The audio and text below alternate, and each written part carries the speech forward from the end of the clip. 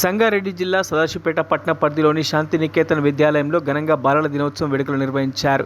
ఈ సందర్భంగా విద్యార్థులకు పాఠశాల యాజమాన్యం వన భోజనాలు ఏర్పాటు చేసి విద్యార్థులను సాంస్కృతిక కార్యక్రమాలు నిర్వహించారు. ఈ కార్యక్రమానికి స్థానిక మండల విద్యాధికారి శంకర్ విచ్చేసి పిల్లలు విద్యతో పాటు అన్ని రంగాల్లో నైపుణ్యాన్ని పొందాలని కోరారు. ఈ కార్యక్రమంలో పాఠశాల యాజమాన్యం మాలి పటేల్ ప్రభు, అరవిందశ్రీ, ఉపాధ్యాయులు, విద్యార్థులు పాల్గొన్నారు.